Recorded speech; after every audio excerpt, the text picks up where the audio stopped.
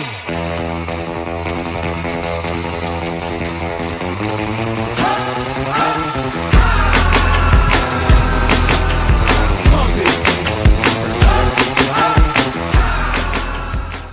did you begin surfing? How did I begin? I had two roommates in college who were from New Jersey. I went to college in Florida, on the west coast of Florida in Tampa. And they had surfboards and they took me surfing, and then we started going all the time. How long have you been surfing for? Maybe 22 years. Where's your favorite place to surf? Probably the break is called Trestles, and it's in Southern California, off in the town of San Clemente, where I used to live. So what do you think about Mr. Chiasson? Mr. Chiasson is the man. Do you like his class? His class is wonderful. He's a great teacher. What's your favorite thing about him? That he is mellow. Has he ever told you about how he's a surfer? Yes, he says that almost every day. Do you think he teaches better than a lot of the other teachers in the school? By far, he teaches a lot better than mostly every other teacher in the school. What inspired you to continue surfing? It can't really be explained. You have to try surfing and then you'll know. Once you get a wave, you'll know. What is your most interesting surfing experience? I was in Mexico surfing. I think maybe it was on Christmas Day, and I was surfing at a place in Mexico where to get out to the break you jumped off a cliff, and it's maybe like 20-foot cliff, so you couldn't.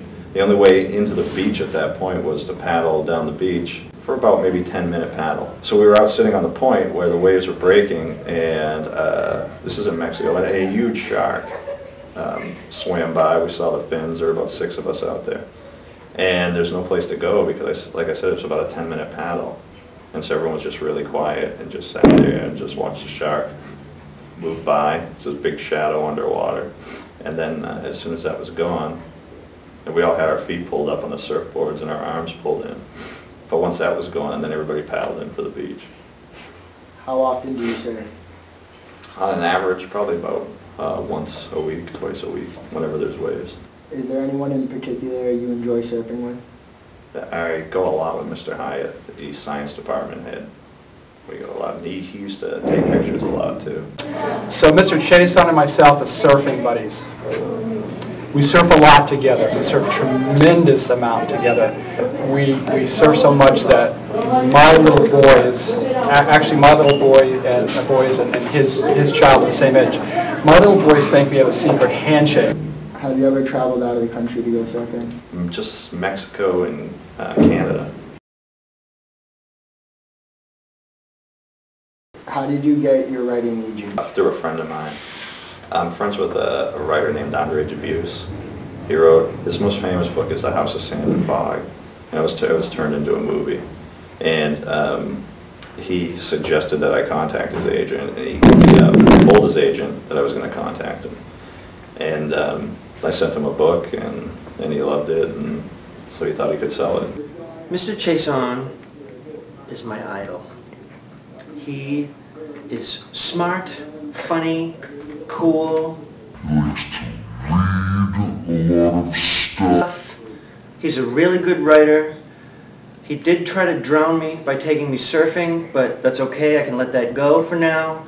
But he's an inspiration, and to be honest, if I was in high school, I would have killed to have a teacher like Mr. Chiasson, because he doesn't just do this for the big money and the summer vacations. He does it because he's really into literature, which is what life is all about.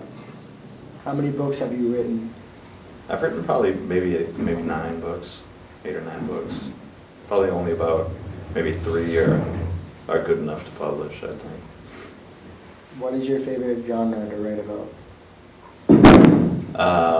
Probably the novel is my favorite. I do write short stories too and poems. What are some benefits of having an agent? If you want to publish a book now, you pretty much have to have an agent, because you can't send just can't send books to publishers anymore because they get so much sent to them they won't even read it. The agents are they sort of are a go-between, the middleman between publishers and writers. And so the publishers say, if you can't get an agent, then your writing's not good enough to publish, so we won't even look at it. And so you might send a book to a publisher and it'll get thrown away or sent back to you.